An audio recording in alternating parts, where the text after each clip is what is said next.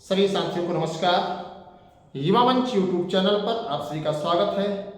मित्रों, जैसा कि आप लोगों ने देखा कि कल जौनपुर में तदर्स शिक्षकों की एक बड़ी बैठक हुई, जिसमें तदर्स शिक्षकों ने इस मुहिम को धार देने के लिए कि सुप्रीम कोर्ट का आदेश है, उस आदेश के खिलाफ सरकार भले ही न जाए, लेकिन सरकार का एक नैतिक कर्तव्य है, एक नैतिक दायित्व है कि तदर्स शिक्षकों जिन्होंने 20-20 साल, 18-18 साल, 10-10 साल तक सेवाएं दी हैं, उन्हें लगातार कंटिन्यू सेवा देने की स्वीकृति दे सकती है। तो साथियों, आप लोगों को बहुत स्पष्ट मैं बताना चाहूंगा, वीडियो में बने रहिएगा, वीडियो को अधिक से अधिक शेयर करिएगा। हर साथी तक जरूरत है इस आवाज को पहुंचाने की। जैसा कि हाल ही में आप लोगों ने सुना होगा कि तमाम प्रबंधक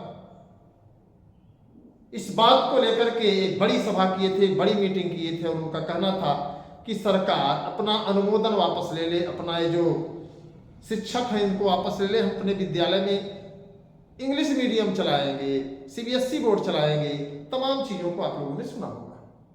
अब सवाल इस बात का उठता है कि आखिरकार सरकार इन विद्यालयों को राजकीकृत क्यों नहीं कर देती। इतना ही नहीं, बहुत स्पष्ट मैं आप लोगों को बताना चाहूंगा कि सरकार में जो लोग हैं वो बड़े बड़े माफिया हैं, वो शिक्षक माफिया भी हैं, बड़े बड़े प्रबंधक हैं, जिनके पास एक नहीं दर्जनों स्कूल चलते हैं, दर्जनों कॉलेज चलते हैं। तो ऐसे में सरकार इन पर नकेल कैसे कसेगी, बहुत बड़ा सवाल है। इस सवाल को लेकर के आपके भी मन में लगातार प्रश्न चल रहा है और हम लोगों के भी मन में बड़ा लगातार प्रश्न चल रहा है, आखिर इनसे टकराया कैसे जाए, आखिर इनसे लड़ा कैसे जाए।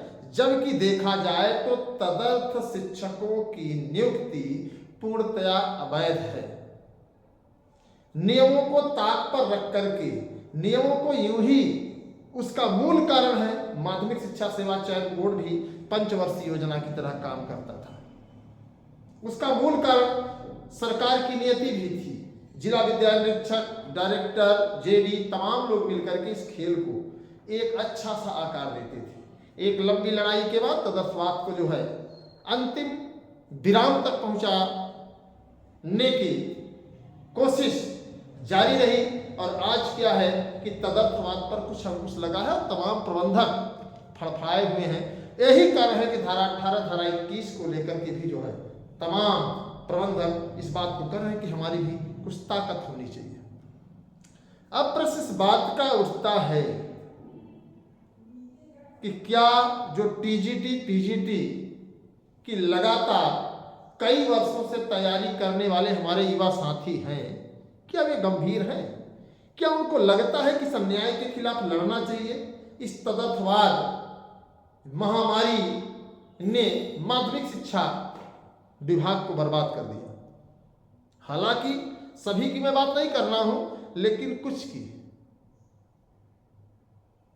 प्रबंधकों ने भाईवाद, भतीजावाद, परिवारवाद, रिश्तेदारवाद सबको वहां पर जो है ठिकाना बना दिया था सबका।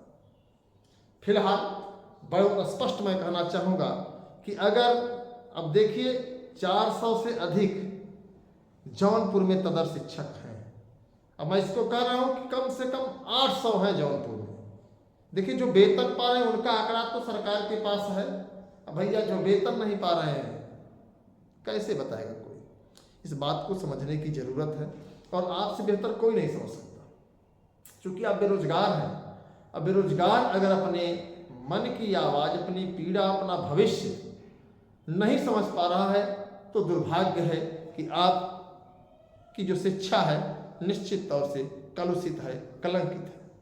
मित्रों, बहुत स्पष्ट बता दें आप लोगों को कि अगर आप सब वाकई में टीजीटी, पीजीटी पर ही आधारित हैं, क्योंकि जो 40 वर्ष से पार हो गए हैं अब वो अन्य सेक्टरों में बेकार हो गए हैं। यहां तक कि एलटीजीआईसी का भी अगर एज रिलैक्सेशन नहीं मिला तो एलटीजीआईसी में भी आपको मौका नहीं मिलेगा। इसलिए सीधे शब्दों में सुन लीजिए कि जो 40 के पार हैं वो एकदम बेकार है, और जो 40 के बाद वाले साथी हैं उनका समझो कि बेड़ा पार है, क्योंकि 40 के बाद वाले लोग परिवार वाले हैं, घर द्वार वाले हैं। कुछ लोग हो सकते हैं कि जो 42-43 वाले हो ना हो, लेकिन ज़्यादातर 40 वाले हैं और मेहनत भी कर रहे हैं, पढ़ भी रहे हैं। तो उन लोगों के सामने तो देखिए एक बड़ी जटिल समस्या है, क्योंकि टीजीटी में आपको 60 वर्षों तक का सुनहरा ऑफर मिलता है। अब 60 वर्षों में अगर आप अपना किस्मत आजमा रहे हैं तो अच्छी बात है।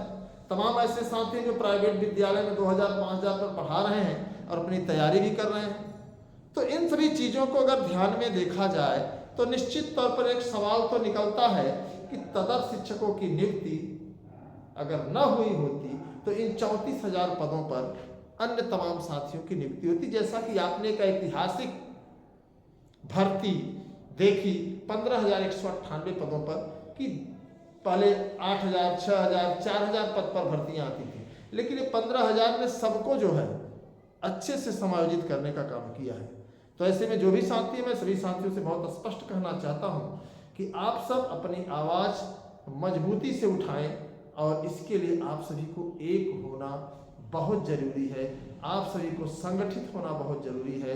आप सभी को अपनी आवाज़ मजबूती से सरकार तक पहुंचाने की ज़रूरत है, और आपको इस बात का आभास सरकार को कराना है कि देखिए, शिक्षा सेवा चयन आयोग का गठन किया जाए, जो विधानसभा में 25,000 सीटों का आंकड़ा पेश किया गया है उसको जोड़ा जाए, और साथ ही साथ तदर्थ सीटों को जोड़ करके जल्द से जल्द परीक्षा संपन्न कराई जाए, जिससे शिक्षा व्यवस्था सुदृढ़ हो सके। तो हम ही आप कर सकते हैं। कोई विपक्ष, मैं बार बार कह रहा हूँ कि तमाम लोग कहते हैं विपक्ष ऐसा करेगा वो ऐसा, उनके सहारे मत रहिए। ये वही लुटेरे हैं जो इसके पहले भी आपको बर्बाद करके गए हैं। जो आता है अपनी बारी का इंतजार कर रहा है, अच्छे से लूटता है, अच्छे से मूर्ख बनाता है। सिर्फ आपकी वोट का वो एक भोगी है, अब वोट के सहारे जो है जोगी है। तो इस बात को आपको समझने की जरूरत है। जो भी साथी है, जो भी भाई बहन है, मैं सभी से कहूंगा कि आप लोग अपने विचार दीजिए, वीडियो को शेयर कीजिए, लोगों तक पहुंचाइए। लोग लिखे कमेंट बॉक्स में कि आखिर आंदोलन की वो कौन सी तारीख हो जो उत्तर प्रदेश के इतिहास में एक ऐसा ऐतिहासिक दिवस हो जाए जिससे कि LTGIC, UPP, TGT, PGT पूरे प्रदेश में जो 6 लाख पद खाली हैं उसको भरने के लिए सरकार घुटने टेक। प्राइवेटीकरण सभी संस्कृत विद्यालय में भी आप देख रहे हैं लगातार सरकार प्राइवेटाइजेशन कर रही है। संविदा पर भर्ती हो रही है, आउटसोर्सिंग पर भर्ती हो रही है। क्या आपको नहीं लगता है कि गलत हो रहा है? अब गलत हो रहा है तो बहुत स्पष्ट बता रहा हूं कि अगर वसूलों पर आंच आए तो टकराना जरूरी है। ये आपका वसूल नहीं है, या तो फिर आप सोच रहे हैं कि हम भी मोदी जी की तरह पकौड़ा वाला रोजगार जो मोदी जी ने कहा उसको करेंगे, तो अच्छी बात है। लेकिन अगर वसूलों पे आंच आए तो टकराना जरूरी होता है। अगर आप जिंदा हैं तो जिंदा नजर आना जरूरी होता है। इस बात को आपको ध्यान रखनी होगी, इस बात को आपको समझने की जरूरत है। मैं चाहूँगा कि इसे आप लोग समझिए। बस इतना ही कहूँगा कि मित्रों, आप लोग थोड़ा सा सक्रिय हो जाइए। मुझे पता है कि आप लोग अभी व्यस्त हैं। बीएड को प्राइमरी से बाहर कर दिया गया है। एक ही रास्ता है, अगर आप लोग वाकई चाहते हैं कि बेरोजगारी के खिलाफ एक बड़ी जंग हो, प्रदेश में खाली पदों को भरा जाए, आउटसोर्सिंग, संविदा, प्राइवेटाइजेशन जैसे मामले पर रोक लगे, तो आप सभी को एकजुट होना होगा। उसके लिए आप लोग अगर युवा मंच टेलीग्राम से जुड़ना चाहते हैं तो अनिल सिंह 9450 आप सर्च करेंगे तो आपको युवा मंच टीम मिलेगी, आप इसमें ज्वाइन कर सकते हैं टेलीग्राम में। साथ ही साथ आप हमारे मोबाइल नंबर 9451505685 पर भी संपर्क कर सकते हैं। ये लड़ाई जारी है, बस आपके सहयोग, आपके समर्थन, आपके एकजुट होने की बारी है। इसी के साथ सभी साथियों को धन्यवाद, नमस्कार। मैं आपके संघर्षों का साथी अनिल सिंह।